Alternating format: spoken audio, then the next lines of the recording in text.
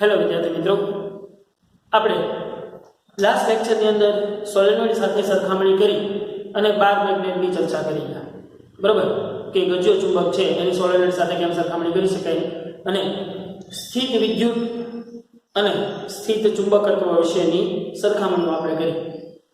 એમાં વિદ્યુત ડાયપોલ અને ચુંબકીય ડાયપોલની બંનેની સરખામણી કરી, સોલેનોઇડની અને ગજ્યા ચુંબકની સરખામણી કરી અને ઘણા બધા સૂત્રો છે એનું ડેરિવેશન આપ્યું.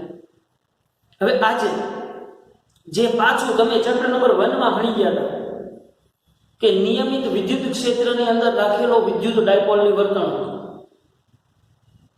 એ વસ્તુ તમે ભણી ગયા છો. એની એ જ બાબતની ચર્ચા અહીંયા પછી ફરીથી કરવાની છે, પણ કંઈક નવી છે કે નિયમિત ચુંબકીય ક્ષેત્રની અંદર રાખેલા ચુંબકીય ડાયપોલની વર્તણૂક. આ થિયરીની દ્રષ્ટિએ ખૂબ આઈએમપી પ્રશ્ન ગણાય. બરોબર, એટલે ત્યાં ઉપર હેડિંગ મારેલું છે નિયમિત ચુંબકીય ક્ષેત્રમાં દ્વિધ્રુવી ડાયપોલ છે, એની બદલે ત્યાં તમે એમ લખી નાખજો કે નિયમિત ચુંબકીય ક્ષેત્રની અંદર રાખેલા ચુંબકીય ડાયપોલની વર્તણૂક. બરોબર, 2 માર્ક્સમાં પૂછી શકાય એ વસ્તુ છે. તો સૌથી પહેલા તો એ વસ્તુને આપણે સમજીએ કે ભાઈ નિયમિત ચુંબકીય ક્ષેત્રની અંદર રાખેલા ચુંબકીય ડાયપોલની વર્તણૂક, નિયમિત ચુંબકીય ક્ષેત્રમાં ચુંબકીય ડાયપોલ અથવા તો એમ કહો ને કે એક નિયમિત ચુંબકીય ક્ષેત્ર હોય. માનો કે આવો એક નિયમિત ચુંબકીય ક્ષેત્ર છે. નિયમિત ચુંબકીય ક્ષેત્ર કોને કહીશું કે ભાઈ જે ક્ષેત્ર રેખાઓ છે એ બધી એક જ દિશાઓમાં હોય. આવું એક ચુંબકીય ક્ષેત્ર છે કે જેની ડિરેક્શન આ છે. એટલે હવે તમે સમજી ગયા ભાઈ. જો આની અંદર એ વસ્તુ સમજવી વધારે મહત્વની છે. અહીંયા તમે સમજી ગયા કે તો આ બાજુ છે એ ચુંબક કોઈ જે બાહ્ય ચુંબક જે છે એ બાહ્ય ચુંબકનો નોર્થ પોલ આ બાજુ છે અને આ બાજુ જે છે એ આગળ જતા તમે અહીંયા એક બીજા ચુંબકનો સાઉથ પોલ હશે. મતલબ કે હવે જે છે ને એક રચના આપણે બધા સમજી લઈશું. હું આને છે ને ચુંબક તરીકે લઈશ, માર્કરને. એટલે ચુંબકનું ઢાંકણું જે છે ને એને આપણે નોર્થ પોલ ગણશું અને આ જે છે ને એને સાઉથ પોલ ગણશું. એવી જ રીતે આ નોર્થ પોલ અને આ સાઉથ પોલ. બરાબર, આ વાત બધા ક્લિયર બેહારી રાખવાની છે. એટલે હું કહીશ ને જ્યારે આ નોર્થ પોલ હશે અને આ સાઉથ પોલ હશે, ચુંબક તરીકે વર્તે છે. તો હવે છે મેં એક ચુંબકીય ક્ષેત્ર આવી રીતે પ્રેઝન્ટ કર્યું છે કે અહીંયાથી નોર્થ છે એટલે ચુંબકીય ક્ષેત્ર રેખાઓ બહાર નીકળતી હશે અને અહીંયા ચુંબકીય ક્ષેત્ર રેખાઓ દાખલ થતી હશે. આવું ફિલ્ડ બનાવ્યું છે. આ જે ફિલ્ડ છે ને એ ફિલ્ડ મેં અહીંયા ડ્રો કરી છે. સમજાણી? આવી રીતે ચુંબક રહ્યું છે તો એનો નોર્થ પોલ મતલબ અહીંયાથી ક્ષેત્ર રેખાઓ બહાર નીકળશે અને બીજો એક ચુંબક છે આ એનો સાઉથ પોલ. તો એ સાઉથ પોલની ક્ષેત્ર રેખાઓ મેં અહીંયા દર્શાવી છે. બરાબર, હવે તો આવી એક ફિલ્ડ મેં મૂકી છે. આ ફિલ્ડની અંદર મેં એક ગજ્યો ચુંબક મૂક્યો એમ માની લો તો હાલે.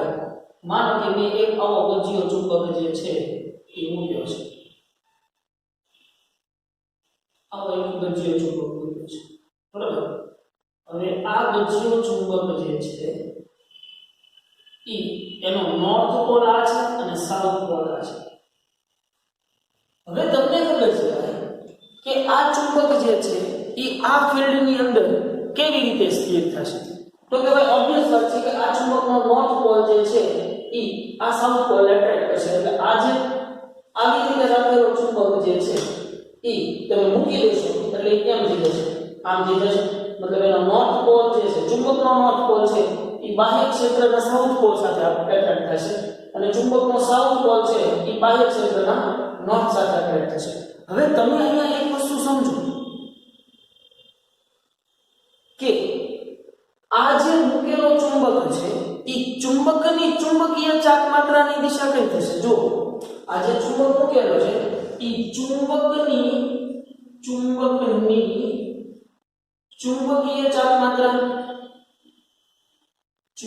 ચાકમાત્રા ક્યાં થશે? તો કે ભાઈ આપણને બધાને ખબર છે કે એની ચુંબકીય ચાકમાત્રાની ડિરેક્શન જે છે એ સાઉથ થી નોર્થ તરફ હોય. જે ઇલેક્ટ્રિક વિદ્યુત ડાયપોલ મોમેન્ટની દિશા ક્યાં હતી? તો કે ભાઈ ઋણથી ધન હતી. તો અહીંયા ચુંબકની ચુંબકીય ચાક માત્રાની દિશા કઈ હશે? સાઉથ થી નોર્થ હશે. મતલબ કે આ ચુંબકીય ક્ષેત્ર ચુંબકીય ડાયપોલ મોમેન્ટની ડિરેક્શન આ થઈ, બાહ્ય ચુંબકીય ક્ષેત્રની દિશા આ થઈ, મતલબ આ બાહ્ય ચુંબકીય ક્ષેત્ર B ની દિશા અને આ મેગ્નેટિક ડાયપોલ મોમેન્ટ M ની દિશા, એની બે વચ્ચે કાંઈક ખૂણો બન્યો છે, એક સમથિંગ થીટા ખૂણો બન્યો છે. સમજાય છે? આ ડિરેક્શન શેની દેખાય છે? આ ડિરેક્શન સાઉથ થી નોર્થ મેગ્નેટિક ડાયપોલ મોમેન્ટની દિશા છે અને આ ડિરેક્શન શું છે? બાહ્ય ચુંબકીય ક્ષેત્ર B ની દિશા છે. આ બંને વચ્ચે કંઈક ખૂણો બને છે. હવે એની ઉપરથી તમે વિદ્યુત સ્થિત વિદ્યુતની અંદર યાદ કરો છો તો એ વિદ્યુત ડાયપોલ ઉપર લાગતું ટોર્ક જે છે ને એ તમને આવી રીતે મેળવી. વિદ્યુત ડાયપોલ જેવા વાત કર્યો, વિદ્યુત ડાયપોલ માટે તો કે વિદ્યુત ડાયપોલ માટે એની ઉપર લાગતું ટોર્ક ટાઉ જે છે ને એ કઈ તમને આવું મળ્યું કે ભાઈ એની ડાયપોલ મોમેન્ટ P તમે અહીંયા કહેતા હતા, P ઇન્ટુ વિદ્યુત ક્ષેત્ર E કહેતા હતા, P ક્રોસ E, અથવા તો જેને તમે PE sin થીટા તરીકે પણ ઓળખતા હતા. જ્યાં થીટા છે એ શું છે? ડાયપોલ મોમેન્ટ અને વિદ્યુત ક્ષેત્ર બંને વચ્ચેનો ખૂણો. બરાબર? તો અહીંયા ચુંબકીય ડાયપોલ માટે એની વસ્તુ આવી રીતે હશે. ચુંબકીય ડાયપોલ માટે એના ઉપર લાગતું torque tau is equal two થઈ જશે ડાયપોલ મોમેન્ટ P હતી, અહીંયા મેગ્નેટિક ડાયપોલ મોમેન્ટ છે એટલે M થશે, magnetic dipole moment M into અહીંયા વિદ્યુત ક્ષેત્ર E હતું, અહીંયા ચુંબકીય ક્ષેત્ર B આવશે. અથવા તો તમે આને આમ પણ દર્શાવી શકો, tau is equal two MB sin theta. દર્શાવી શકાય કે ન દર્શાવી શકાય? સમજાય છે? તો અહીંયા તમે torque is equal two MB sin theta પણ લખી શકો. પણ અહીંયા એક વસ્તુ એ પણ ધ્યાન રાખવાની છે કે જો ભાઈ અહીંયા હવે તમે શું સમજો કે આ ડિરેક્શનની અંદર ચુંબકીય ક્ષેત્ર છે, બરોબર? બધા ખાસ રાખશે આ ડિરેક્શનની અંદર ચુંબકીય ક્ષેત્ર છે, આ ચુંબકીય સોય મેં રાખેલી છે. હવે જો હું એને મૂકી દઈશ, અત્યારે મૂકી દઈશ તો નીચે પડી જાય, પણ મૂકી દઈશ એટલે એવું થઈ જશે ક્ષેત્રને સમાંતર થઈ જશે કે નહીં? મતલબ કે ત્યારે મેગ્નેટિક ડાયપોલ મોમેન્ટ અને બાહ્ય ચુંબકીય ક્ષેત્ર B એ બંને વચ્ચેનો થીટા 0 થાય ત્યારે ટોર્ક પણ લાગુ 0 થઈ જશે. કેમ કે ટોર્ક જે છે એ અહીંયા એક પ્રકારનું છે, અહીંયા જે ટોર્ક ઉત્પન્ન થાય છે એ અહીંયા ટોર્ક છે એક પ્રકારનું છે પુનઃસ્થાપક બળ છે. શું છે? પુનઃસ્થાપક બળ છે, જે ખરેખર ચુંબકને આ બાહ્ય ક્ષેત્રની સાથે એક રેખાસ્થ થવા માટે લાગશે. બરાબર? એટલે જે તમે ફોર્સ આપો છો, જેટલા ફોર્સથી બહારથી પકડી રાખો છો એ તમે શું કરો? તમે કંઈક કાર્ય કર્યું છે એટલે ન્યા ટાઉ છે, જે તમારું ટોર્ક જે છે એ કંઈક નેગેટિવ ગણાય છે. કેમ કે એટલું જ ફોર્સ જો ચુંબકીય ક્ષેત્ર વધારે સ્ટ્રોંગ હશે તો તમારે વધારે ફોર્સ સાથે કામ કરવું પડશે. જો ચુંબકીય ક્ષેત્ર નબળો છે તો તમે આરામથી એને અંદર સેટ કરી શકશો. કહેવાનો મતલબ શું થાય છે કે ભાઈ એટલું રિપલ ફોર્સ છે એ ચુંબક લગાડે છે ક્યાં? પોતાની ફિલ્ડની સાથે એક રેખાસ્થ થવા માટે. બરાબર? તો ખરેખર અહીંયા આ સૂત્રની અંદર એક સુધારો આપણે એ પણ કરવો જોઈએ કે તો ટાઉ ઇઝ ઇક્વલ ટુ થઈ જશે -MB sin થીટા. બરાબર? જો દિશાઓને એની બધાની ગણતરીઓમાં ગણતો હોઈએ તો. બટ અહીંયા એક આપણે બીજી પણ વાત કરવાની છે. ભાઈ ટોર્ક લાગે છે, પુનઃસ્થાપક બળ લાગે છે, તો જડત્વની ચાક માત્રા કેમ રહી છે? 11મા ધોરણની અંદર જડત્વની ચાક માત્રા વિશેનો કોન્સેપ્ટ છે. આઈ હોપ કે બધાને ખૂબ સારી રીતે ક્લિયર હશે. તમે 11th ની અંદર આવું કંઈક ભણી ગયા કે ટાઉ ઇઝ ઇક્વલ ટુ તમે ભણી ગયા જડત્વની ચાક માત્રા I ઇન્ટુ આલ્ફા. આલ્ફા શું છે? કોણીય પ્રવેગ છે અને I છે શું છે? ઝડપની ચાપ માત્રા છે. ભણી ગયા કે નહીં? પરંતુ અહીંયા આપણે કેમ કે I ની વિદ્યુત પ્રવાહ વડે દર્શાવીએ છીએ એટલે અહીંયા ઝડપની ચાપ માત્રાને I વડે નથી દર્શાવ્યું, પણ તમારામાં ઈ નું સૂત્ર છે ને એમાં આ ઝડપની ચાક માત્રા છે ખરેખર હું અહીંયા લખું એટલે તમને કન્ફ્યુઝન ન થાય ઝડપની ચાક માત્રા કે જેને આપણે કહીએ છીએ આઈ પરંતુ આની અંદર સંજ્ઞા છે ને કંઈક આવી વાપરેલી છે બરાબર હારી ભાષા કહો તો આપણે ગુજરાતી રોમનની અંદર છગડો એની જેવી રચના છે પરંતુ તો આમ કહીએ તો પણ કેવા સમજવાનો મતલબ આપણે શું છે એને આપણે ઝડપની ચાક માત્રા સમજવાની છે કેમ કે આપણે આ અહીંયા વિદ્યુત પ્રવાહને કીધો છે ભાઈ એટલા માટે અહીંયા આપણે આ ઝડપની ચાક માત્રા કરી શકીશું પણ એક વસ્તુ સાથે સાથે આપણને એ પણ ખ્યાલ છે કે આલ્ફા જેને કોણીય પ્રવેગ કહીએ છીએ કોણીય પ્રવેગ આપણે આ રીતે આપતા હતા d square theta upon dt square આપતા હતા ને નહોતા d square theta upon d theta upon dt એટલે કોણીય વેગ થતો હતો પણ d square theta upon dt square કોણીય વેગનો તે સમયની સાપેક્ષે બીજી વખત વિકલન એટલે શું આપણે કોણીય પ્રવેગ જેને આપણે આલ્ફા કહેતા હતા યાદ આવે કે નહીં આ બધી વસ્તુ તમે ક્લિયર કરી ચૂક્યા છો અગાઉ તો હવે મારું આનું સમીકરણ જે છે ઈ કંઈક આવું થઈ છે જુઓ છો તો કે ભાઈ ઝડપની ચાક માત્રા into d square theta upon dt square is equal two md sin theta હવે કેમ કે અહીંયા આ ઝડપની ચાક માત્રા જે છે અને અહીંયા md sin થીટા જે છે અહીંયા જે થીટા નું મૂલ્ય છે એ રેડિયનમાં તમે ગણવા રેડિયનમાં ગણવું પડશે કેમ કે બાકીના બધા એકમ તમારા મીટરના અથવા એમકેએસ પદ્ધતિમાં લેવા પડશે એટલે રેડિયનમાં તમને ખબર છે કે થીટા નું મૂલ્ય છે એ કેવું થઈ જાય ખૂબ જ નાનું થઈ જાય એટલે md sin થીટા નું મૂલ્ય હવે md થીટા પર લખી છે બરાબર આનાથી g થઈ જાય છે પરંતુ g સમજવા નથી આ ઝડપની ચાક માત્રા છે d square theta upon dt square is equal to mb theta બરાબર તો d square theta upon dt square is equal to શું હોય કહેવાય mb upon ઝડપની ચાક માત્રા into theta હવે તમે એક વસ્તુ પાછી યાદ કરશો ખરેખર એ વસ્તુને તમે જો થોડાક આગળ વધીને તારવી હશે ને તો તમને યાદ આવી જશે કે આલ્ફા જો આલ્ફા ઇઝ ઇક્વલ ટુ થાય છે d square theta upon dt square બરાબર એ ખબર છે પરંતુ alpha is equal two omega square theta થયું ઓમેગા સ્ક્વેર થીટા જ્યાં ઓમેગા શું છે ઓમેગા છે શું છે એની કોણીય આવૃત્તિ છે ઓમેગા છે શું છે એની કોણીય આવૃત્તિ જે છે સોરી રેખીય આવૃત્તિ છે એટલે એ થીટા કરો એટલે આ ટર્મ છે એ કોણીય પ્રવેગ દર્શાવે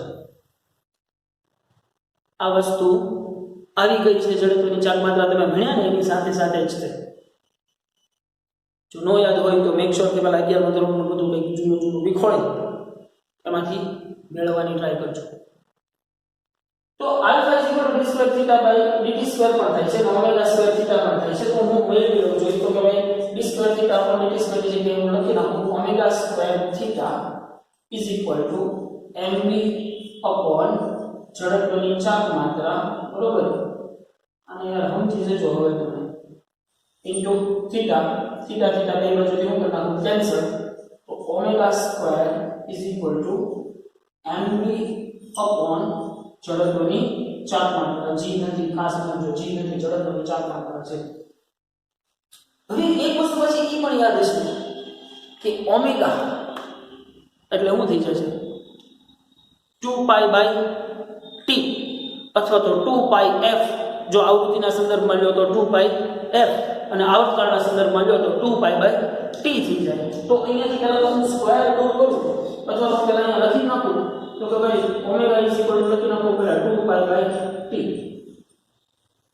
આનો whole square is equal two mb upon ઝડપની ચાક માત્રા બરાબર ઝડપની ચાક માત્રા એટલી થતી નથી પણ હવે આપણે આવી રીતે રાખીએ હવે મારે આવર્તકાળ t ને સૂત્રનો કરતા કરવો છે તો સૌથી પહેલા તો આવર્તકાળ t ને સૂત્રનો કરતા કરવો છે એટલે હું પહેલા તો આ જે છે ને એને સામેની બાજુ મોકલી દઉં એટલે સામેની બાજુ રૂપ થઈ જશે કે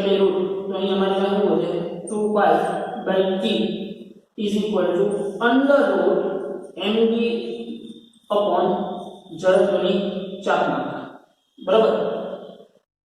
તો આવર્તકાળ t is equal to શું થઈ જશે જુઓ જોઈએ અને આ બાજુ મોકલેલો ટર્મ તો આવર્તકાળ t is equal to મારી પાસે થઈ જશે આવર્તકાળ t is equal to થશે 2 pi under root પણ સામેની બાજુ ઉલટાઈ જશે સામેની બાજુ ઉલટાઈ જશે એટલે શું થઈ જશે upon mb. તો આ થયું આવર્તકાળનું સમીકરણ કે એટલા આવર્તકાળથી જેની મેગ્નેટિક ડાયપોલ મોમેન્ટ m છે અને જેનો બાહ્ય ચુંબકીય ક્ષેત્ર b છે તેનો e ચુંબકીય ક્ષેત્રમાં આવર્તકાળ કેમ કે આ સીધો પ્રચાલનો સ્થિર નહીં થઈ જાય જો થોડુંક વાઇબ્રેટ કરશે મતલબ કે કંઈક કંપન ગતિ કરશે કંઈક દોલિત ગતિ કરશે કંઈક દોલનો કરશે એટલે e સંબંધી m આવર્તકાળ t = 2 પાઈ અંડર રૂટ જડત્વની ચાપમાત્રા છેદમાં m b m એટલે મેગ્નેટિક ડાયપોલ મોમેન્ટ અને b એટલે ચુંબકીય ક્ષેત્ર. ક્લિયર? પણ હવે આ ચુંબકીય ક્ષેત્રની અંદર આની સ્થિતિ ઊર્જા વિશે પણ મારે કંઈક વાત કરવી પડે જેને હું કહીશ એની ચુંબકીય સ્થિતિ ઊર્જા. શું કહીશ એનું ચુંબકીય સ્થિતિ ઊર્જા. તો કે ભાઈ આપણને ખબર છે કે ચુંબકીય વિદ્યુત સ્થિતિ ઊર્જા u = શું થતું હતું p * e થતું હતું ને ટોર્ક જેટલું જ.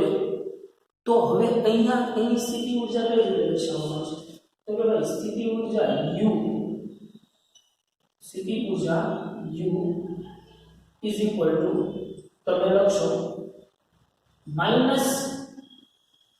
-mv cos θ છે. આ વસ્તુ તમને ખબર છે કે theta into D theta tau D theta એની ઉપરથી આવેલું સમીકરણ છે. અધરવાઇઝ તમે એમ કહેતા હો તો આપણે એ વસ્તુ ડાયરેક્ટ નાખીએ બાકી આ વસ્તુ જેન્યુઅલી સમજાય છે એવી વસ્તુ છે. તમે ભાઈ સ્થિતિ ઊર્જા u = અહીંયા કોણીય ભાષામાં છે એટલે u = tau into D theta થતું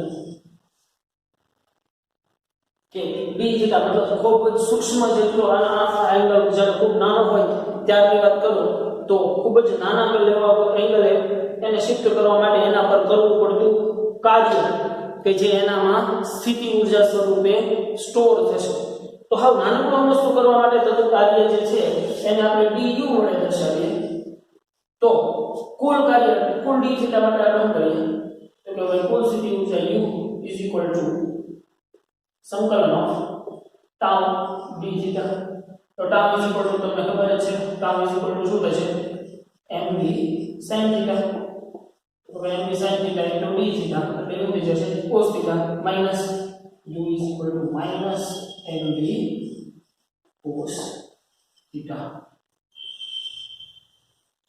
તો આ થઈ એની ચુંબકીય સ્થિતિ ઊર્જા.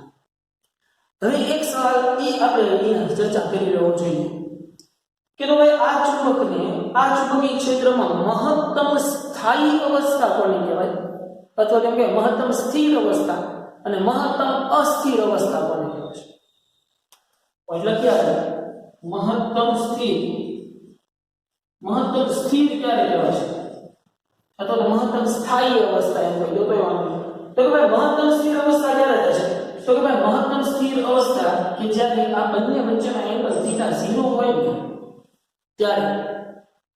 કેમ કે મહત્તમ સ્થિર અવસ્થામાં એની પાસે એની ચુંબકીય અથવા કે ચુંબકીય સ્થિતિ ઊર્જા છે ને એનું મૂલ્ય છે એ કેવું થશે મહત્તમ થશે અથવા કે એનું ચુંબકીય મૂલ્ય 0 થશે 0 કરતાં ઓછું થશે. કેમ કે મહત્તમ સ્થિર અવસ્થા એટલે શું છે મહત્તમ સ્થિર અવસ્થા એટલે θ 0 મતલબ કે આ સિચ્યુએશનની અંદર બાહ્ય ચુંબકીય ક્ષેત્ર અને આની ચુંબકીય ડાયપોલ મોમેન્ટ બંને એક જ દિશામાં છે. બંને જ્યારે એક દિશામાં થઈ જાય ત્યારે ચુંબકીય મહત્તમ સ્થિર અવસ્થામાં કહેવાય. બાકી તમે આ અવસ્થા અહીંયા રાખો છો તો હજી એની ઉપર કંઈક પોતાની ઉપર ટોર્ક લાગે છે. કેમ કે જેવું તમે મૂકશો એવું તરત ક્યાં ઓળખ જશે આવી રીતે ઓળખ જશે. મતલબ કે આ સિચ્યુએશનમાં એ મહત્તમ સ્થિર કહેવાય નહીં. એવી જ રીતે મહત્તમ અસ્થિર ક્યારે કહેવાય તો કે ભાઈ મહત્તમ અસ્થિર અવસ્થા મહત્તમ અસ્થિર અવસ્થા મતલબ theta is equal two 180 degree. કેવી રીતે 180 ડિગ્રી? તો કે ભાઈ આ ચુંબક આ મહત્તમ સ્થિર સ્થિતિમાં છે. હવે તમે એને ઘુમાવીને હાવ આમ લાવો છો, મતલબ શું થાય? મેગ્નેટિક ડાયપોલ મોમેન્ટની દિશા આ છે અને બાહ્ય ચુંબકીય ક્ષેત્રની દિશા આ છે. તો એ બંને વચ્ચેનો ખૂણો પણ કેટલો થઈ ગયો? જો મેગ્નેટિક ડાયપોલ મોમેન્ટની દિશા હવે આ થઈ ગઈ, સાઉથ થી નોર્થ કહેવાય કે નહીં? સાઉથ થી નોર્થ. અને બાહ્ય ચુંબકીય ક્ષેત્રની દિશા આ છે. એ બંને વચ્ચેનો ખૂણો કેટલો થયો? 180 ડિગ્રી. તો ત્યારે મહત્તમ અસ્થિર કહેવાય છે. કેમ કે એ સિચ્યુએશનની અંદર એ મહત્તમ બળ ધરાવતો હશે, મહત્તમ બળ લગાડતો હશે કે જેથી કરીને એ પાછો ફરી પોતાની મૂળ સ્થિતિમાં પાછો આવી જાય, જેમથી કરીને મહત્તમ સ્થિરતા પ્રાપ્ત કરે. તો મહત્તમ અસ્થિર અવસ્થા અથવા મહત્તમ અસ્થાયી અવસ્થા ક્યારે છે? કે જ્યારે θ = 180 ડિગ્રી થશે. ક્લિયર? તો હવે તમને પ્રશ્ન ઊભો થાય કે સ્થિતિ ઊર્જાનું મૂલ્ય u = 0 ક્યારે થાય? u = 0 ક્યારે થાય? તો કે ભાઈ ફોર ધ અઝમ્પશન્સ તમે અહીંયા આરામથી સમજી જાઓ કે ભાઈ સ્થિતિ ઊર્જા u નું મૂલ્ય 0 ક્યારે થાય? કે જ્યારે θ = 90 ડિગ્રી થાય ત્યારે. સૂત્રને પ્રમાણે તમે જુઓ cos 90 શું થઈ જશે? cos 90 0. તો u છે એ 0 થઈ જશે. મતલબ કે આ સ્થિતિમાં આ સિચ્યુએશનમાં જ્યારે ચુંબક આ સિચ્યુએશનમાં છે ત્યારે એની પાસે પોતાની સ્થિતિ ઊર્જા જે છે એ કેવી છે? 0 હશે. અને તો તમે ચેપ્ટર નંબર 2 ની અંદર લેતા આવ્યા છો, કેપેસિટર વાળા ચેપ્ટરની અંદર, વિદ્યુત વાળા ચેપ્ટરની અંદર તમે ત્યાં એક વસ્તુ નોટિસ કરી, જ્યારે કેપેસિટરની સ્થિતિ ઊર્જાની અને સ્ટોરેજ એનર્જીની બધાની ચર્ચા કરતા ત્યારે તમે એ વસ્તુ જોયું હતું કે તમે સ્થિતિ ઊર્જાનું મૂલ્ય તમારી સરળતા ખાતર ગમે ત્યારે 0 લઈ શકો. તો અહીંયા ખરેખર આમ ગણવા જાવ ને, જો પ્રેક્ટિકલી ગણવા જાવ ને તો અહીંયાની સ્થિતિ ઊર્જા 0 નથી થતી. કેમ નથી થતી? કેમ કે જેવું તમે મૂકશો એટલે એવું પાછું પોતાની રીતે આ સિચ્યુએશનમાં છે. મતલબ કે 90 ડિગ્રી કાર્ય કરવા માટે સક્ષમ છે. મતલબ એ ક્યારે કરી શકે? કે જ્યારે એની પાસે સ્થિતિ ઊર્જા હોય તો. એટલે ટેકનિકલી જોવા જાવ તો અહીંયા એની સ્થિતિ ઊર્જા 0 નથી થતી, પરંતુ બાય ઇક્વેશનલી તમે જોવા જાવ તો એની સ્થિતિ ઊર્જા અહીંયા 0 થઈ જાય છે એવું આપણે માનવું પડે. બરોબર? આ એક આની અંદર અઝમ્પશન્સ છે. બરોબર? એટલે જ્યારે તમને મેગ્નેટિક ડાયપોલની વાત કરવામાં આવશે ને ત્યારે ખાસ તમારે જોવાનું કે મહત્તમ સ્થિર સિચ્યુએશન એટલે θ = 0 હશે અને મહત્તમ અસ્થિર એટલે θ = 180 હશે. તો આટલી વસ્તુ જે છે એને ખૂબ સરખી રીતે ક્લિયર કરવાની છે. એટલે મેક શ્યોર કે આ વસ્તુ જે છે જડત્વની ચાર માત્રાવાળા મુદ્દાઓ જે છે એ નો ક્લિયર હોય તો આપણે ટેક્સ્ટબુક જૂની 11th જોઈ લેવી, મટીરીયલ જોઈ લેવો, જેની અંદર આ બધી વસ્તુનો જવાબ છે એ તમને મળી છે. ક્લિયર? તો ઝડપથી આ વસ્તુને બોર્ડ ઉપર આપણે રિપીટ કરી નાખીએ અને પછી વાંચી લઈએ. તો કે ભાઈ ચુંબકીય ક્ષેત્રની અંદર મૂકેલું ચુંબકીય ડાયપોલ.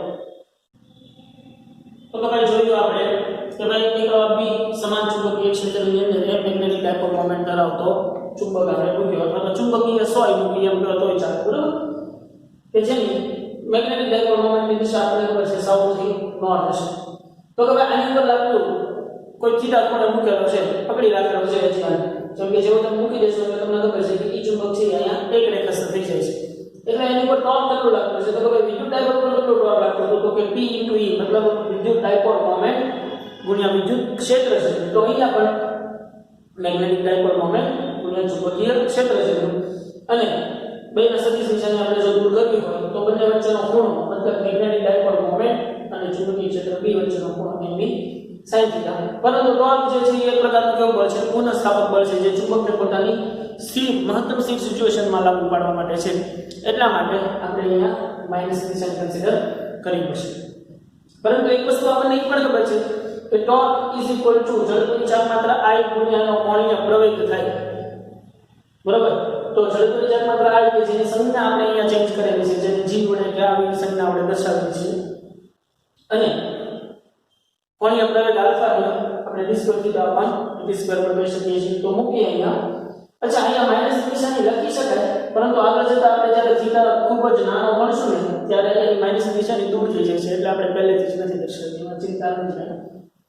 तो d square theta upon dt square is equal to mb theta तो d square theta upon dt square is equal to mb theta upon जड़त्वની ચાપ માત્રા तो કે ભાઈ alpha is equal to d square theta upon dt square પણ થાય છે અને ઓમેગા સ્ક્વેર થીટા પણ થાય છે omega square theta is equal to mb upon जड़त्वની ચાપ માત્રા તો थीटा थीटा कैंसिल करना हो तो omega square is equal to mb by जड़त्वની ચાપ માત્રા तो ओमेगा इज इक्वल टू આપણને ખબર છે 2 પાઈ f અથવા તો 2 પાઈ બાય t પણ કહી શકાય तो भाई 2 पाई बाय t કરીએ તો આવર્તન સમીકરણ પણ મેળવી શકો આવર્તન સમીકરણ પછી એની ચુંબકીય સ્થિતિ ઊર્જા મેળવો મહત્તમ સ્થિર સિચ્યુએશન કઈ થઈ કહેવાય તો કે જ્યારે થીટા ઇઝ ઇક્વલ ટુ 0 હોય ત્યારે ચુંબક છે એ મહત્તમ સ્થાયી અવસ્થામાં છે તેમ કહેવાય અને જ્યારે થીટા ઇઝ ઇક્વલ ટુ 180 मतलब કે ચુંબકને આખું તમે આવી રીતે 180 ડિગ્રી રોટેટ કરો તો એ મહત્તમ અસ્થિર અથવા તો મહત્તમ અસ્થાયી અવસ્થા છે તેમ કહેવાય છે અને એની સ્થિતિ ઊર્જાનું 0 મૂલ્ય ક્યારે આવશે theta is equal two 90 degree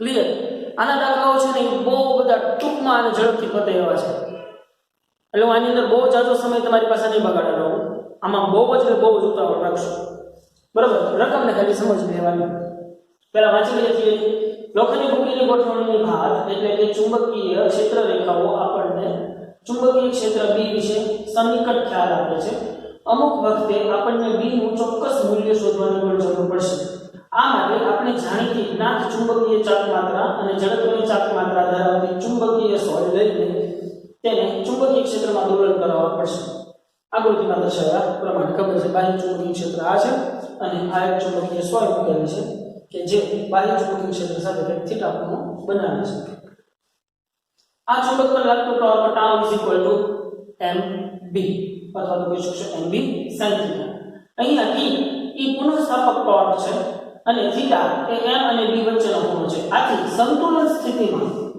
બાહ્ય ટોર્ક બાહ્ય ચુંબકીય ક્ષેત્રના કારણે લાગતું ટોર્ક અને જડત્વની ચાપ માત્રાના કારણે લાગતું ટોર્ક એ બંનેને સરખાવો કેમ કે બંને બેમાંથી એકને તો નેગેટિવ કરવો જ પડશે કેમ કે બંને એકબીજાને ઓપોઝિટ છે આ બળ જે છે એ હું આપું છું અને એની જડત્વની ચાપ માત્રાના કારણે કાંઈક એની ઉપર આવી રીતનો ફોર્સ લાગશે તો એ બંને જે છે એ અલગ દિશાના હોય છે એટલા માટે ઋણ દિશા અહીં m sin થીટા સાથેનું ઋણ ચિહ્ન દર્શાવે છે કે પુનઃસ્થાપક ટોર્ક આવર્તન કરતા ટોર્કથી વિરુદ્ધ હોય છે પુનઃસ્થાપક ટોર્ક છે એ આ દિશામાં લાગતો હોય છે અને આપણે આવર્તન કરેલું છે એને આ ડિરેક્શનમાં મતલબ કે બંને એકબીજાના વિરોધી બળ છે એટલા માટે ઋણ નિશાન મૂકેલું છે રેડિયનમાં થીટા નાના મૂલ્ય માટે આપણે sin θ થીટા લખી શકીએ તો જડત્વની ચાપ માત્રા d square theta upon dt square = -mb theta તો d square theta upon dt square = mb theta by જડત્વની ચાપ માત્રા જે સરળ આવર્ત ગતિ દર્શાવે છે કોણીય આવૃત્તિનો વેગ આવૃત્તિનો વર્ગ ઓમેગા સ્ક્વેર = mb upon જો ડાયરેક્ટ તમને અહીંયા તમને કીધું નથી આ વસ્તુ એટલે આ સમીકરણ છે ને ખાસ વચ્ચે કંઈક લખી નાખજો નહીંતર પાછા ગોટાળે ચડશો બરોબર તો ઓમેગા સ્ક્વેર = તમારી પાસે વચ્ચે mb upon જડત્વની ચાપ માત્રા એની ઉપરથી તમે આવર્ત મેળવી શકો t = 2 પાઈ બાય √ આવર્ત જડત્વની ચાપ માત્રા છેદમાં mb અને આમાંથી b ના સૂત્રનો વર્તા કરો તો b = 4 પાઈ સ્ક્વેર આમાંથી થાય તો આને વર્ગમૂળ દૂર કરો તો આને વર્ગ લાગશે અને આને વર્ગ લાગશે પછી એમાંથી b નું સૂત્ર કરતા કરો t ને છેદમાં t સ્ક્વેર ખાલી b ને સૂત્રનો કરતા કેવો છે બરોબર સ્થિત વિદ્યુતની સ્થિતિ ઊર્જાની જેમ ચુંબકીય સ્થિતિ ઊર્જા માટેનું સમીકરણ પણ તે જ રીતે મેળવી શકાય ચુંબકીય સ્થિતિ ઊર્જા um આ રીતે દર્શાવી શકાય um = tau at theta into d theta તો tau at theta લખ્યું છે mb sin theta જેટલું છે into d theta તો એનું સંકલન થઈ જશે -mb cos theta જેને -mb વડે દર્શાવી શકાય પ્રકરણ 2 માં આપણે ધ્યાન દોર્યું કે સ્થિતિ ઊર્જાનું શૂન્ય મૂલ્ય આપણી અનુકૂળતા મુજબ નક્કી કરી શકાય પરંતુ અહીંયા આપણે બાય ઇક્વેશન લઈ લઈશું એટલા માટે આપણે સ્થિતિ ઊર્જાનું 0 મૂલ્ય થીટા બરાબર 90 ડિગ્રી લેશું સંકલનના અચળાંકનું મૂલ્ય શૂન્ય ગણીએ તો તેનો અર્થ એ કે સ્થિતિ ઊર્જાનું મૂલ્ય થીટા બરાબર 90 ડિગ્રી એટલે કે જ્યારે ચુંબકીય ક્ષેત્રને લંબ હોય ત્યારે કહેવું છે પ્રકરણમાં સમીકરણ 5.6 દર્શાવે છે કે થીટા બરાબર 0 મહત્તમ સ્થાયી અવસ્થા થીટા બરાબર 0 મહત્તમ સ્થિર અવસ્થા છે માટે સ્થિતિ ઊર્જાનું મૂલ્ય લઘુત્તમ ત્યારે સ્થિતિ ઊર્જા ખૂબ જ ઓછી હશે બરાબર અને થીટા ઇઝ ઇક્વલ ટુ 180 કે મહત્તમ અસ્થાયી અવસ્થા કે જ્યારે સ્થિતિ ઊર્જાનું મૂલ્ય મહત્તમ છે કેમ કે આ 180 લખો તો cos 180 એટલે -1 તો માઈનસ પ્લસ થઈ જશે મતલબ કે અહીંયા મહત્તમ સ્થિતિ ઊર્જા છે અને અહીં ન્યૂનતમ સ્થિતિ ઊર્જા છે અને થીટા બરાબર 90 ડિગ્રીએ સ્થિતિ ઊર્જાનું મૂલ્ય 0 છે ક્વાઇટ વેરી સિમ્પલ થિંગ યાર આપણે બધા સમજી શકીએ એ વસ્તુ છે અને 5.2.4 છે જસ્ટ વન ટાઈમ વાંચી લેવાનું છે સ્થિર વિદ્યુત સાથેની સામ્યતા જે આપણે ઓલરેડી અગાઉના લેક્ચરની અંદર કરી ચૂક્યા છીએ કરી ગયા ને વિદ્યુત ડાયપોલ સાથેની બધાની સરખામણી ફરી ઝડપથી કરી નાખીએ કે સમીકરણોની વિદ્યુત દ્વિધ્રુવો માટે તે પ્રકરણના સમીકરણો સાથેની સરખામણી દર્શાવે છે કે મેગ્નેટિક મોમેન્ટ m ધરાવતા વિદ્યુત ચુંબક વડે મોટા અંતરે ઉદ્ભવતું ચુંબકીય ક્ષેત્ર દ્વિધ્રુવીય ચાપમાત્રા p ધરાવતા વિદ્યુત ડાયપોલ વિદ્યુત દ્વિધ્રુવીયના વિદ્યુત ક્ષેત્ર માટેના સમીકરણોમાં વિદ્યુત ક્ષેત્ર E જ્યાં વપરાતું છે ત્યાં B વાપરશું મેગ્નેટ જો વિદ્યુત ડાયપોલ P વપરાતી છે ત્યાં મેગ્નેટિક ડાયપોલ M વાપરશું 1/4π0 જ્યાં વાપર્યું હતું ત્યાં અત્યારે 0/4π વાપરશું મૂકવાથી મેળવી શકાય ખાસ કરીને L લંબાઈ ધરાવતા ગજ્જર ચુંબકની r અંતરે જ્યાં r very greater than L માટે ઉદ્ભવતું વિષુવરેખા સાથેનું લખી શકાય તો જો આ વિષુવરેખા માટેના અક્ષ માટેના બંને સૂત્રો જે છે એ આપણે તારવી ચૂક્યા છે ઓલરેડી અને આ કોષ્ટક જે છે એ પણ આપણને સારી રીતે હવે ખ્યાલ છે કે નહીં ભાઈ સિમ્પલ વસ્તુ આરામથી સમજી શકાય એવી વસ્તુઓ છે હવે આપણે આવી જઈએ એના દાખલાઓ પર પરંતુ એના દાખલાઓ માટે આપણે બોર્ડ થોડુંક ખાલી કરવું પડે અને આપણે જે જરૂરી સૂત્રો તાર્યા છે એ જરૂરી સૂત્રોને આપણે કંઈક લખી નાખીએ આપણી સોફ્ટ કોર્નરમાં જેથી કરીને ઝડપથી દાખલાઓ જે છે એ ગણી શકે બરાબર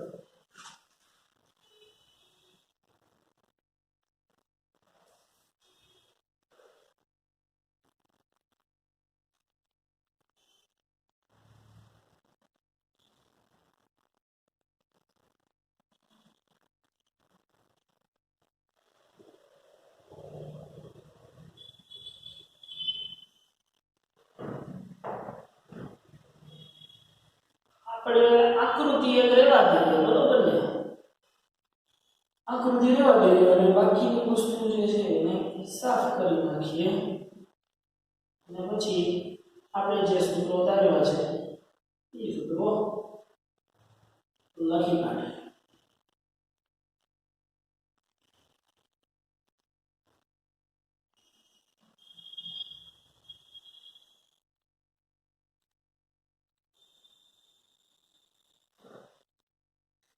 રેડી ભાઈ તો સૌથી પહેલા તો આપણે ટોર્કનું સૂત્ર તારી દીધું એ આપણે લખી નાખી ઝડપથી તો કે ભાઈ torque tau is equal two થતું તમારી પાસે mv sin થીટા રાઈટ પછી સ્થિતિ ઊર્જા u ઇઝ ઇક્વલ ટુ થતું માઈનસ mv cos થીટા અને બીજું આવર્તકાળનું સમીકરણ મેળવ્યું આવર્તકાળ t ઇઝ ઇક્વલ ટુ મેળવ્યું 2π અંડરરૂટ જડત્વની ચાપ માત્રા છેદમાં mv હવે આની પરથી ચુંબકીય ક્ષેત્ર d નું મૂલ્ય પણ છે ને આપણે લખી નાખીએ તો શું લખીએ તો કે ભાઈ આને થઈ જશે d square is equal to 4π square into જડત્વની ચાપ માત્રા છેદમાં mv તો b ને આ બાજુ લઈ લો તો ચુંબકીય ક્ષેત્ર b ઇઝ ઇક્વલ ટુ શું મળતું 4π સ્ક્વેર ઇન્ટુ જડત્વની ચાપ માત્રા છેદમાં m ઇન્ટુ આવર્તકાળ t સ્ક્વેર બરાબર અને એ લખી નાખીએ થીટા બરાબર 0 સ્થિર અથવા તો મહત્તમ સ્થાયી અવસ્થા તો લખી નાખજો સ્થાયી અને u મિનિમમ છે ત્યારે બરાબર ને અને થીટા ઇઝ ઇક્વલ ટુ 180 એ કઈ સિચ્યુએશન થઈ મહત્તમ અસ્થાયી અવસ્થા કે જ્યારે સ્થિતિ ઊર્જા E ઓછી મેક્સિમમ છે અને જ્યારે theta is equal two 90 degree ત્યારે u ઇઝ ઇક્વલ ટુ 0 હશે બરાબર ઇન શોર્ટ કન્ક્લુઝન છે કંઈક આવું આપણે કાઢ્યું બરોબર. હવે જોઈએ આપણે એના દાખલાઓ ઉપર ઝડપથી. પણ છોકરાઓ આના દાખલાઓ જે છે ને it's like a Pappu type of concept છે. એટલે મોટા ભાગના એમસીક્યુ જે છે એ હું તમને જાતે આપવાનો છું, કેમ કે આની અંદર કાંઈ એવું બહુ મોટું રોકેટ સાયન્સ છે નહીં. બરોબર, એક વખત આ વસ્તુ આરામથી ઉતરી ગઈ એટલે સમજાઈ જાય એ વસ્તુ છે. ઝડપથી સમજીએ. આકૃતિ 5.4 બીમાં દર્શાવ્યા મુજબ, મતલબ આ આકૃતિમાં દર્શાવ્યા મુજબ સોયની ચુંબકીય ચાર્જ માત્રા મેગ્નેટિક ડાયપોલ એમ તમને આવી રીતે દેશે કરે છે 6.7 × 10 - 2 6.7 × 10 - 2 અને ઝડપની ચાપ માત્રા આ એટલે જેને આપણે આમ દર્શાવીએ છીએ ઈ છે 7.5 × 10 - 6 તે 6.70 સેકન્ડમાં 10 દોલનો પૂરા કરે છે. 6.70 સેકન્ડમાં 10 દોલનો પૂરા કરે છે. તો આવડતા શોધી કાઢો 10 દોલનો પૂરા કરે છે. તો ગણતરી કરી મૂકી શકો કે 10 દોલનો પૂરા કરવા માટે 6.70 સેકન્ડ લાગે છે. તો 1 દોલન પૂરું કરવા માટે લાગતો સમય કેટલો, જેને આપણે આવડતા કહીએ છીએ. તો આવડતા t તમને મળી જાય 6.70 / 10 એટલે તમને મળી જાય 0.67 પર સેકન્ડ. બરાબર, દોલન પર સેકન્ડ. તો ચુંબકીય ક્ષેત્રનું મૂલ્ય કેટલું હશે? ચુંબકીય ક્ષેત્રનું મૂલ્ય B નું મૂલ્ય શોધવાનું કહે છે. તો ચુંબકીય ક્ષેત્ર B માટેનું સૂત્ર આપણે અહીંયા લખી નાખ્યું. એટલે શું થયું કે B = 4π² ઝડપની ચાપ માત્રા /mt². 4π ની તમને ખબર છે, ઝડપની ચાપ માત્રાની તમને ખબર છે, મેગ્નેટિક ડાયપોલ મોમેન્ટ m તમને ખબર છે, આવર્તકાળ તમને અહીંયા મેળવી દે છે. મળી જાય કે નહીં ચુંબકીય ક્ષેત્રનું મૂલ્ય આરામથી. So quite very simple or not? So very simple. Then એક નાના ગજ્જર ચુંબકને તેની અક્ષ 800 ગોસ જેટલા બાહ્ય ચુંબકીય ક્ષેત્ર સાથે 30 ડિગ્રીના ખૂણે મૂકતા તે 0.016 ન્યૂટન / મીટર જેટલું ટોર્ક અનુભવે છે. હું આપી દીધેલું છે પેલા એ જો ચુંબકીય ક્ષેત્ર B નું મૂલ્ય આપી દીધેલું છે 800 ગોસ, થીટા બરાબર આપી દીધેલું છે 30 ડિગ્રી અને ટોર્ક નું મૂલ્ય આપી દીધેલું છે 0.016 ન્યૂટન / મીટર. બરોબર. તો ચુંબકીય ચાપ માત્રા શોધો. પહેલા તો મેગ્નેટિક ડાયપોલ મોમેન્ટ m શોધવાની છે. તો હું કરી નાખું સીધું τ = mb sin θ. તો મેગ્નેટિક ડાયપોલ મોમેન્ટ m = શું થઈ જશે? τ / b sin θ. τ તમને આપી દીધેલું છે, b તમને આપી દીધેલું છે sin θ sin 30 1/2. તો તમને મેગ્નેટિક ડાયપોલ મોમેન્ટ મળી જાય તો મળી જાય આરામથી. સેકન્ડ, મહત્તમ સ્થાયી અવસ્થામાંથી મહત્તમ અસ્થાયી અવસ્થા માટે લાવવા માટે કરવું પડતું કાર્ય. સૌથી પહેલા તો તમે એવું જો આ તો વસ્તુ આપણે ખબર છે u = w થાય છે. કાર્ય ઊર્જા પાવરની અંદર ભણી ગયા. ડેલ્ટા w = u અથવા તો ડેલ્ટા u = w. બરોબર. કાર્ય કર્યું એટલે સ્થિતિ ઊર્જામાં ફેરફાર થાય, તો સ્થિતિ ઊર્જામાં ફેરફાર થાય તો કાર્ય થયું કેવું? 11મા ધોરણમાં ચેપ્ટર નંબર 6 કાર્ય ઊર્જા પાવરની અંદર આ વાત ભણી ગયા આપણે. તો હવે તો કે ભાઈ મહત્તમ સ્થાયી અવસ્થા, તો કે ભાઈ મહત્તમ સ્થાયી ક્યારે છે? મહત્તમ સ્થાયી માટે શું થશે? θ = 0. તો ત્યારે તમારી સ્થિતિ ઊર્જા અથવા તો થતું કાર્ય u1 મહત્તમ સ્થિતિ ઊર્જા = તમે કરશો -mv cos θ. પછી મહત્તમ અસ્થાયી માટે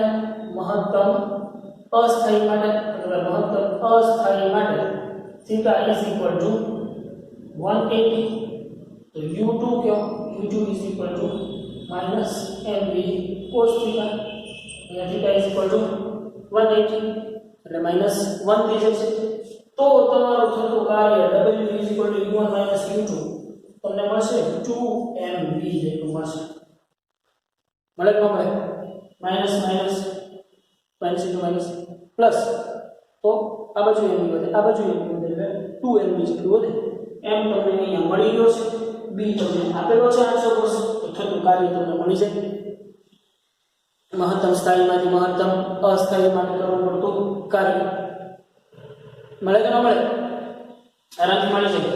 પછી એક ગજિયા ચુંબકની જગ્યાએ તેટલી જ ચુંબકીય ચાર્જ માત્રા ધરાવતા, મતલબ આપણે માનો કે મેગ્નેટિક ડાયપોલ ડાબી દીધેલી છે, એટલી જ ચુંબકીય ચાર્જ માત્રા ધરાવતા સોલેનોઇડ મૂકવામાં આવે છે, જેના આડછેદનું ક્ષેત્રફળ A બરાબર તમને આપી દીધેલું છે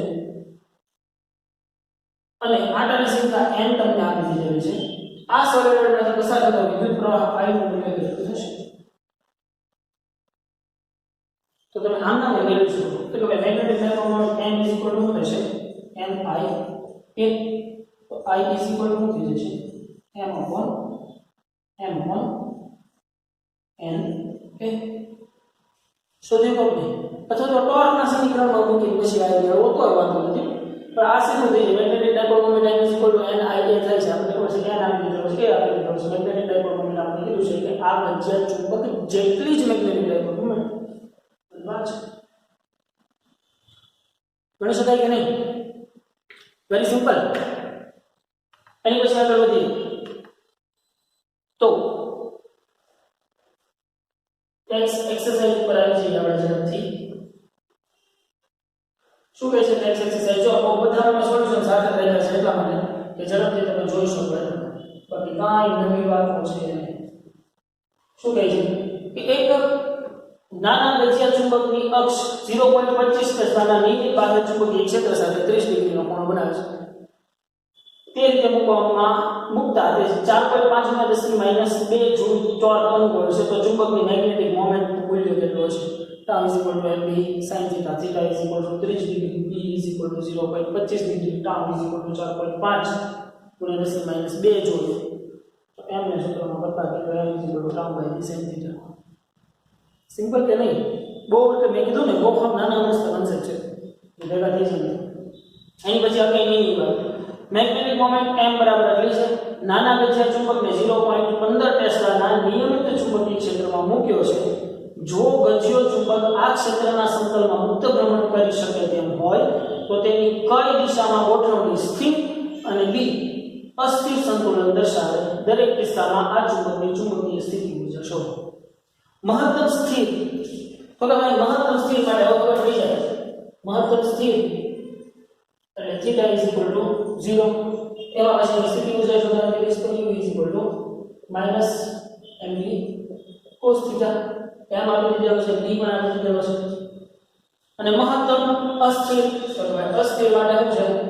અસ્થિર માટે θ = 180, તો u = -mv cos θ. મળી જાય કે નહીં? આ સ્થિતિ ઊર્જા છે એ મહત્તમ થઈ કહેવાય અને આ સ્થિતિ ઊર્જા છે એ ન્યૂનતમ થઈ કહેવાય. એ જ વસ્તુની ચર્ચા આપણે કરી ગયા ને કે નહીં? સિમ્પલ. દેન ખૂબ નજીક વીંટાળેલા 800 આટાવાળા અને 2.5 × 10 આટા I બરાબર 2.5 × 10 - 4 મીટર સ્ક્વેર આડછેદનું ક્ષેત્રફળ ધરાવતા સોલેનોઇડમાંથી 3 એમ્પિયરનો વિદ્યુત પ્રવાહ પસાર થાય છે. I બરાબર 3 એમ્પિયર. સોલેનોઇડ શિરોડક દિશામાં મુક્ત ભ્રમણ કરી શકે તેમ છે અને તેને સમક્ષિતિજ દિશામાં 0.25 ટેસ્લા જેટલું નિયમિત ચુંબકીય ક્ષેત્ર લગાડવામાં આવે છે. b = 0.25 tesla. તો જ્યારે સોલેનોઇડની અક્ષ આપેલ ક્ષેત્ર સાથે 30 ડિગ્રીનો કોણ બનાવતી હોય ત્યારે તેના પર લાગતા ટોર્કનું મૂલ્ય શોધો. θ = 30 ડિગ્રી. ટોર્કનું મૂલ્ય શોધો. τ = શું થાય છે? mv sin θ.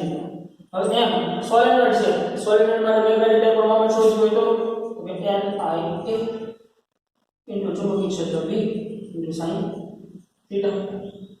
n આપી દીધો, I આપી દીધો, a આપી દીધો, b આપી દીધો, θ બરાબર 30 ડિગ્રી sin 30 બની જાય કે નહીં? બહુ ઈઝી અને આરામથી સમજી જાય વસ્તુ છે. એની પછી મેગ્નેટિક મોમેન્ટ 1.5 જૂલ પર ટેસ્લા ધરાવતો એક ગજિયો ચુંબક નિયમિત ચુંબકીય ક્ષેત્ર 0.22 ટેસ્લા સાથે એક રેખસ્થ છે. બાહ્ય ટોર્ક દ્વારા કેટલું કાર્ય કરવું પડે કે જેથી તેની મેગ્નેટિક મોમેન્ટ ક્ષેત્રની દિશામાં ક્ષેત્રની વિરુદ્ધ દિશામાં બદલે? ક્ષેત્રની દિશામાં થીટા બરાબર 0 અને ક્ષેત્રની વિરુદ્ધ દિશામાં થીટા બરાબર 180.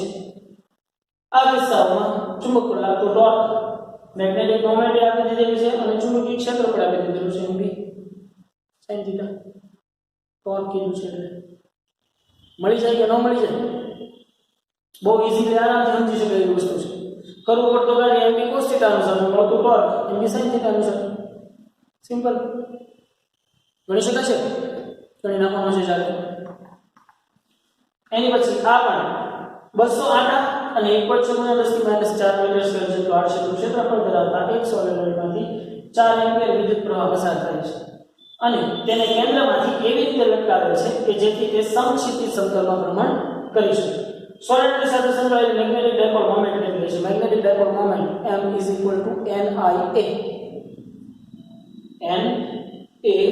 NAI મેગ્નેટિક ડાયપોલ મોમેન્ટ એટલે b. સોલેનોઇડની અક્ષ સાથે 30 ડિગ્રીનો કોણ બનાવે ત્યારે તે દિશામાં 7.5 × 10⁻² ટેસ્લાનું નિયમિત ચુંબકીય ક્ષેત્ર સમક્ષિતિજ ચુંબકીય ક્ષેત્ર ઉત્પન્ન કરવામાં તો સોલેનોઇડ પર લાગતા બળ અને ટોર્કના મૂલ્યો કેટલા હશે મળી જાય ને town simple so very simple thing. પાછી ઇમેજ વસ્તુ 16 આટા 10 સેન્ટીમીટર ત્રિજ્યા ધરાવતું એક વર્તુળાકાર પૂંછડું 0.75 એમ્પિયર વિદ્યુત પ્રવાહ ધરાવે છે અને 5 × 10⁻² ટેસ્લા મૂલ્ય ધરાવતા બાહ્ય ચુંબકીય ક્ષેત્રને લંબ રૂપે સ્થિર રહેલું છે.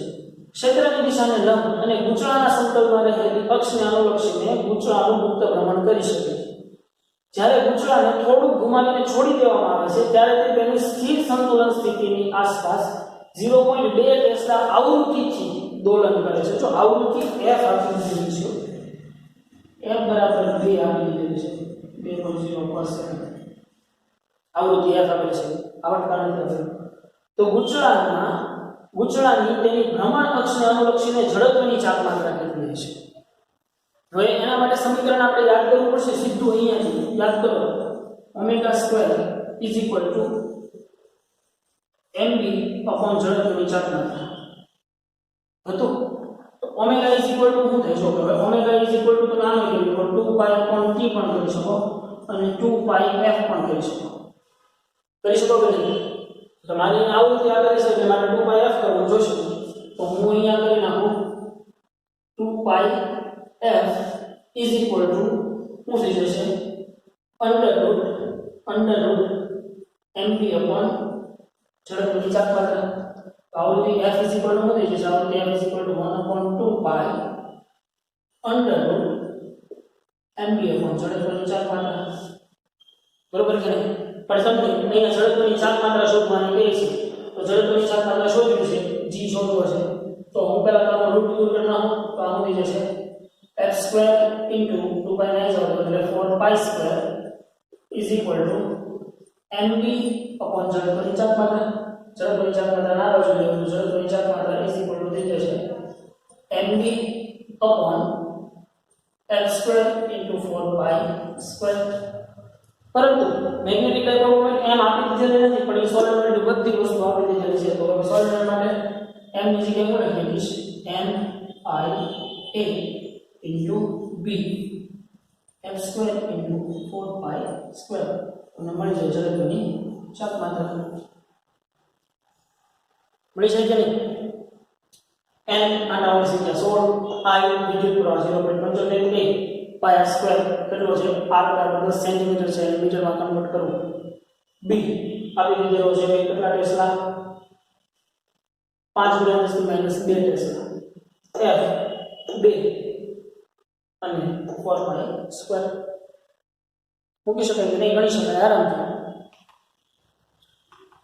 તો એની પછી હવે જે આપણે છે ને થોડોક સમજવા જેવો તમારા લખવું હોય તો તમે લખી શકો 3 2 1 ગો.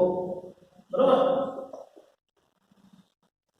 જુઓ એક મેગ્નેટિક ડાયપોલ બે ચુંબકીય ક્ષેત્રની અસર હેઠળ રહેલો છે. આને છે ને સમજવાનું છે.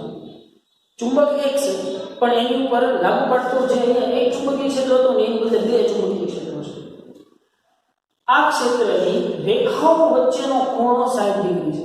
હવે હું એ વસ્તુ ડ્રો કરી દઉં કે એક ચુંબકીય ક્ષેત્ર છે ને એ આ ડિરેક્શનમાં હોય કે જેને હું ચુંબકીય ક્ષેત્ર E1 કહીશું અને બીજું ચુંબકીય ક્ષેત્ર છે ને એ માનો કે આ ડિરેક્શનમાં હોય કે જેને ચુંબકીય ક્ષેત્ર B2 કહીશું, બરાબર? અને એ બંને વચ્ચેનો ખૂણો છે ને 60 ડિગ્રી છે.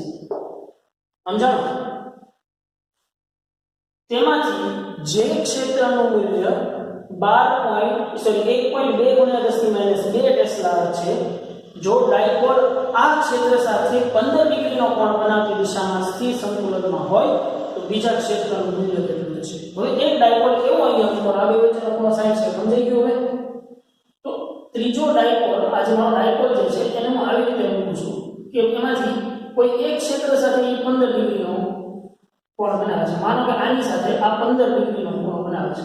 આ જે ચુંબકીય સોય મૂકી છે ને, આ ચુંબકીય સોય મૂકી છે એ કોઈ એક ક્ષેત્ર સાથે કે જેનું મૂલ્ય 1.2 × 10⁻² ટેસ્લા છે. માનો કે એ B1 છે એમ ધારી લો, એની સાથે એ 15 ડિગ્રીનો ખૂણો બનાવે છે. જો ડાયપોલ આ ક્ષેત્ર સાથે 15 ડિગ્રીનો કોણ બનાવતી દિશામાં સ્થિર સંતુલનમાં આવે તો બીજા ક્ષેત્રનું મૂલ્ય B2 નું મૂલ્ય મેળવો. હવે સમજજો, સ્થિર સંતુલન સ્થિતિ, સ્થિર સંતુલન સ્થિતિ ક્યારે થાય છે? સ્થિર સંતુલન સ્થિતિ તો કે ભાઈ આ B1 ના કારણે આની ઉપર જે ટોર્ક લાગે છે એ τ1 છે. આ B2 ચુંબકીય ક્ષેત્રના કારણે આની ઉપર લાગતો ટોર્ક τ2 છે. હવે આ બે વચ્ચેનો ખૂણો 60 છે, આની સાથેનો આ 15 છે, તો ઓબવિયસ વાત છે ભાઈ કે આ ખૂણો બીજો કેટલાનો 45 ડિગ્રીનો. મતલબ કે આ જે વિદ્યુત, આ જે ચુંબકીય ડાયપોલ છે એને B2 સાથે બનાવેલો ખૂણો 45 ડિગ્રીનો થયો. હવે સ્થિર સંતુલન અવસ્થા ક્યારે કહેવાય? કે જ્યારે B1 ના કારણે આની પર લાગતો ટોર્ક અને B2 ના કારણે આની પર લાગતો ટોર્ક સમાન હોય ત્યારે, મતલબ τ1 = τ2 થાય ત્યારે સ્થિર સંતુલનમાં છે એમ કહેવાય. તો તમને એ જ કીધું છે કે સ્થિર સંતુલનમાં આવે તો બીજા ક્ષેત્રનું મૂલ્ય કેટલું, મતલબ સ્થિર સંતુલન અવસ્થામાં બીજા ક્ષેત્રનું મૂલ્ય શોધવાનું છે. ક્લિયર થયું કે નહીં? બે ચુંબકીય ક્ષેત્ર છે એ બંને ચુંબકીય ક્ષેત્ર વચ્ચેનો ખૂણો 60 છે. એમાંથી મારો ડાયપોલ અત્યારે કોઈ એક ક્ષેત્ર સાથે 15 ડિગ્રીનો ખૂણો બનાવી બેઠો છે કે જેનું ચુંબકીય ક્ષેત્રનું મૂલ્ય 1.2 × 10⁻² ટેસ્લા છે. તો સ્થિર અવસ્થામાં બીજું ચુંબકીય ક્ષેત્રનું મૂલ્ય શોધો. તો સ્થિર અવસ્થા કેટલી છે એટલે આના કારણે આની પર લાગતું, આના કારણે આની પર લાગતું ટોર્ક બદલી કેવું થાય? સરખું થાય. તો મૂકો છો, સિમ્પલ વાત છે. τ = mB1 sin θ1 = mB2 sin θ2. હવે મેગ્નેટિક ડાયપોલ મોમેન્ટ તો કેન્સલ થઈ જશે કે તો આ ચુંબકીય છે જે બંને માટે સરખી જ હોય. તો કે ભાઈ B1 sin θ1 = B2 sin θ2. મારે B2 મેળવવાનું છે તો B2 = શું થઈ જાય?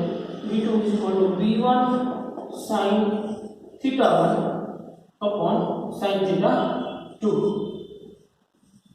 ખાસ ખૂણાના મૂલ્ય મૂકવામાં ભૂલ નહીં કરવાની.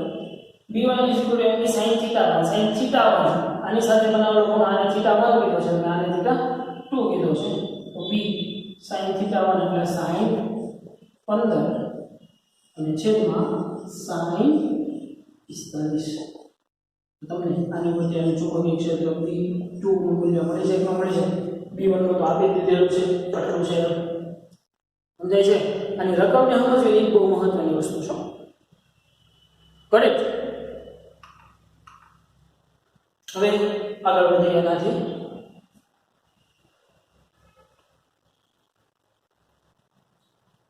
આગળ આપણે ડેફિનેટલી વધીએ, પરંતુ આપણા લેક્ચરની સ્ટ્રેન્થ ઓલરેડી મોટી થઈ ચૂકી છે એટલા માટે આપણે આજના લેક્ચરની અંદર અહીંયા સુધી જ રાખશું. આજનું હોમવર્ક જે છે તમારે એ ટોપિક નંબર 5.2.3 વન ટાઈમ લખવાનું છે. ટોપિક નંબર 5.2.3 5.2.4 છે એ ખાલી જસ્ટ વન ટાઈમ રીડ કરી લેવાનો છે. આની ચર્ચા આપણે ઓલરેડી થઈ ચૂકી છે. ટેક્સ્ટ ઇલુસ્ટ્રેશન લેવલ 1A માં દાખલા નંબર 1 2 પછી લેવલ 1B ટેક્સ્ટ એક્સરસાઇઝમાં દાખલા નંબર 3 4 6 7 8 9 21 આ આટલી વસ્તુ જે છે એ તમારે હોમવર્કની અંદર વન ટાઈમ રહેશે બરોબર ભાઈ ખાસ જે મેં પહેલા બોર્ડ વર્ક કરાવ્યું હતું આખું આપણે જે ડિરાઇવેશન કર્યું હતું એને વચ્ચે જઈ અને વિડીયો પોઝ કરી અને એવું ડિરાઇવેશન એક વખત લખી નાખજો તમને સરળતા રહેશે નહીંતર પછી જો ડાયરેક્ટ વાંચવા બેસશો ને તો ગોટા મારશો એટલે પહેલાં એ બોર્ડ વર્ક છે ને એ કંઈક વ્યવસ્થિત સારી જગ્યાએ ઉતારી લેજો બરોબર તો આજના લેક્ચરની અંદર રાખીએ ભાઈ આપણે અહીંયા સુધી મળીએ પાછા નેક્સ્ટ લેક્ચરથી આના નાના એમસીક્યુ બધા ગણવાના છે એટલે આ વસ્તુ ભૂલાય નહીં બરોબર નેક્સ્ટ લેક્ચરની અંદર આના નાના રિલેટેડ ઘણા બધા દાખલાઓ એમસીક્યુ છે સોલ્વ કરશું ઓકે